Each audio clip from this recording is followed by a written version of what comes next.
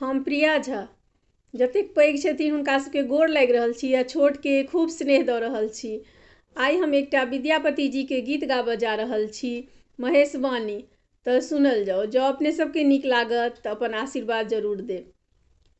गे माई चंद्रमुखी सन गौरी हमर छथ, सूर्य सन करी तौ जमाई। गे माई चंद्रमुखी सन गौरी हमर छथि, सूर्य सन करी तौ जमाई। सूर्य सन करी तौ जमाई। गे माई सूर्य सन करी तौ जमाई।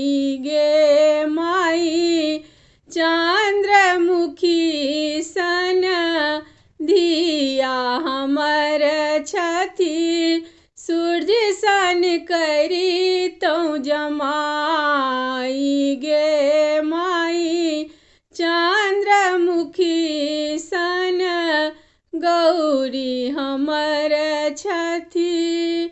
नारद के हम किए रे बिगाड़लहुँ, एहन सुंदर धिया तीन करेहन पिया।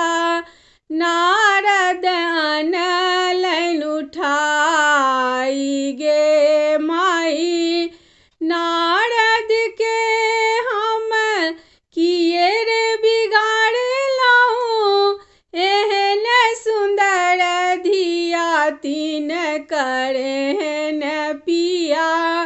नारद अनलनि उठाई। गे माई चंद्रमुखी सन गौरी हमर छथि, सूर्य सन करी तौ जमाई। गे माई चंद्रमुखी सन गौरी हमर छथि, सूर्य सन करी तौ जमाई।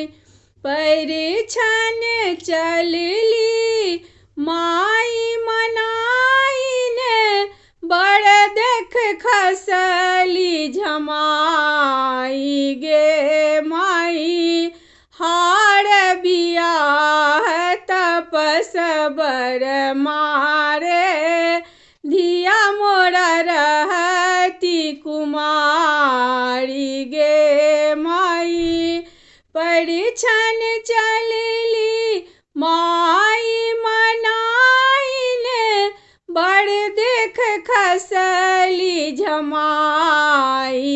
गे माई हार बियाह तपस बर मारे, धिया मोरा रहती कुमारी। गे माई चंद्रमुखी सन गौरी हमर छथि, सूर्य सन करी तौ जमाई।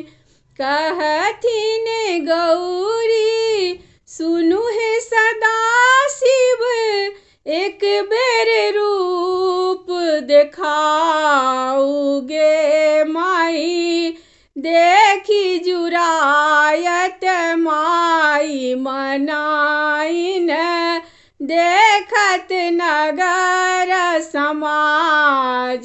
गे माई कहथिन गौरी सुनु हे सदा शिव, एक बेर रूप देखाऊ। गे माई देखी जुरायत माई मनाइन, देखत नगर समाज। गे माई चंद्रमुखी सन गौरी हमर छथि, सूर्य सन करी तौ जमाई। गे माई चंद्रमुखी सन गौरी हमर छथि सूर्य सन करी तौ जमाई गे माई चंद्रमुखी सन धिया हमर छथि सूर्य सन करी तौ जमाई गे माई। धन्यवाद।